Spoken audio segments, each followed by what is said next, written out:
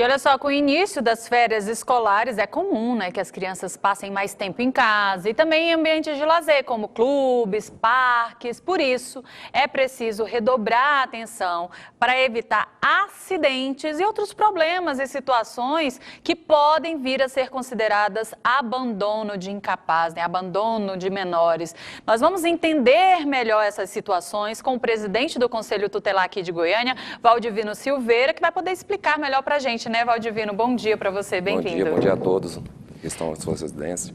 A gente sabe que nesse período de férias, muita gente está de férias, está podendo viajar, está podendo levar suas crianças aí para se divertirem, para descansarem um pouco, né, da maratona de estudos, mas também a gente sabe que a maioria é outra realidade. Então, é a realidade de pais e mães que precisam continuar trabalhando e não tem com quem deixar os filhos.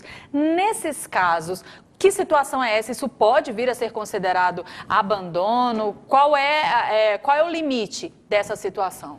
Bem, hoje em dia é o crime mais comum hoje que o Conselho acompanha, é o abandono de incapaz. É o pai e a mãe que precisa trabalhar e deixa seu filho trancado em casa, né? Essas situações vêm sendo muito recorrentes. A gente alerta para que isso não possa, a família não deixe isso acontecer, pois isso é crime. Agora, recente, semana passada, a gente foi em uma situação, uma criança de 4 anos trancada sozinha em casa. Nessa situação, nós tivemos que conduzir a genitora e a companheira da genitora em flagrante para a delegacia e ficou presa pelo crime de abandono de incapaz. Entendemos a necessidade das famílias trabalhar, mas não se pode cometer crime contra essas crianças. Qual é o limite, assim, nesses casos, que uma criança pode ficar sozinha em casa, ali, sobre a vigilância, talvez, de uma câmera, enfim. Eu não sei se essa é uma realidade que eu possa dar de exemplo, mas, assim, qual é o limite? Porque muitas das vezes não tem um parente próximo que pode ficar com essa criança. Às vezes, levar essa criança até a casa de um parente é mais oneroso do que deixá-la em casa. Qual seria a saída que o Conselho orientaria para esses pais? Bem relacionado à idade, não tem nada específico e claro no Estatuto da Criança e Adolescente, né?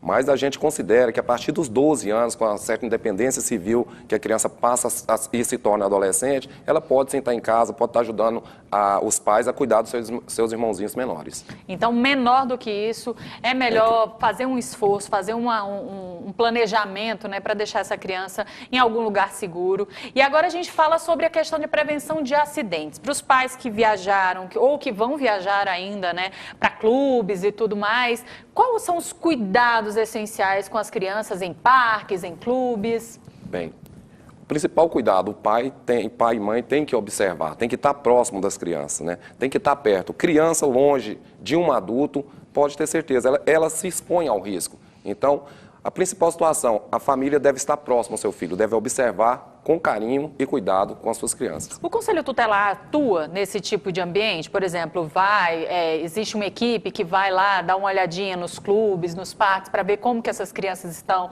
se estão acompanhadas, se estão sendo expostas a situações de risco. Existe esse trabalho? Sim, existe esse trabalho, né? É um trabalho assim que deixamos muito a desejar relacionado a esse tipo de situação. Pois aqui em Goiânia nós somos 30 conselheiros para atender 1.400.000 pessoas aqui em Goiânia, né? Então a gente deixa muito a desejar nesses quesitos. Mas a gente vai sim, a gente acompanha, a gente fiscaliza, a gente observa. A gente sabe que recentemente, né, aconteceu, tem alguns anos, que aconteceu um acidente grave lá em Caldas Novas, né? Uma criança acabou subindo ali, fugiu aos olhos dos pais, né? E acabou subindo num toboágua que estava interditado, pulou lá de cima e, infelizmente, acabou morrendo. Essas são situações como essas, assim, que o Conselho pode observar em ambientes como esse, quando há condições para ir observar, né? Sim. Na verdade, o Conselho, quando vai nesses lugares, a gente observa se a criança está acompanhada de um familiar, né? Se está sozinho, a família está cometendo crime. Tá certo. E explicar para o pessoal de casa quais são as funções do Conselho Tutelar, porque muitas vezes pode haver aí uma confusão de não saber qual é a função, em que casos que o Conselho Tutelar pode atuar, se é melhor chamar a polícia, se é melhor chamar um conselheiro, quais são as situações, como que funciona o trabalho dos conselheiros tutelares? Bem, a todos de casa, nossas atribuições estão ali elencadas no artigo 136 do Estatuto da Criança e Adolescente, né? Mas a principal função do Conselho Tutelar hoje é garantir direitos direito de crianças e adolescentes.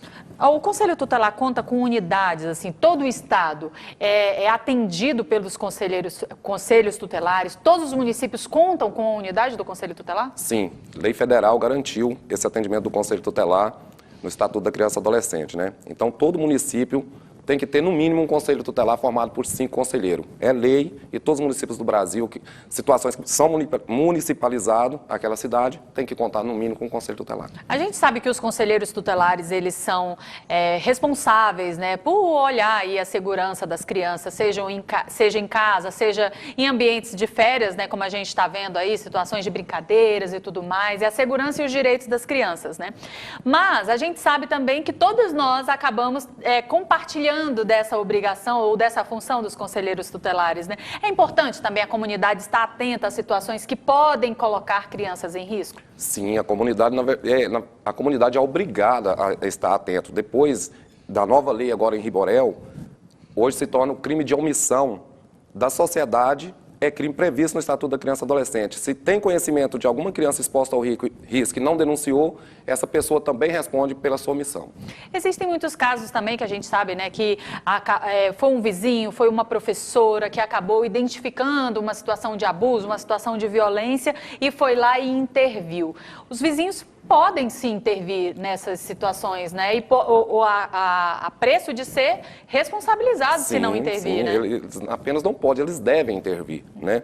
Hoje, o Conselho Tutelar aqui de Goiânia, nós trabalhamos em rede, né? Nós somos uma rede de proteção de direito da criança e adolescente, é Conselho Tutelar, Delegacia Especializada, Secretaria Municipal de Educação e Estadual, Secretaria de Saúde, né? E a gente ainda conta com o auxílio da comunidade para identificar esses casos. Tá certo, Valdivino. Eu queria parabenizar pelo seu trabalho, o trabalho importantíssimo do Conselho Tutelar em todo o Estado, em todo o país, vamos assim dizer, né? É muito importante. E eu queria que você deixasse um recado para o pessoal de casa, onde que as pessoas podem contactar, qual é o número que pode fazer denúncia, para o Conselho Tutelar ir lá verificar se aquela situação realmente é de risco, se não é, e tomar as providências. Sim, muito importante a divulgação desse número, né, o Disque 100. O Disque 100 da Secretaria de Direitos Humanos. A partir do momento que você tem conhecimento ou suspeita que uma criança está sendo maltratada, negligenciada ou abusada, Disque 100 e a denúncia vai chegar até o Conselho Tutelar e a gente vai estar lá à disposição. Muito obrigada, Valdivino. Bom trabalho e boa tarde para você. Boa tarde, eu que agradeço.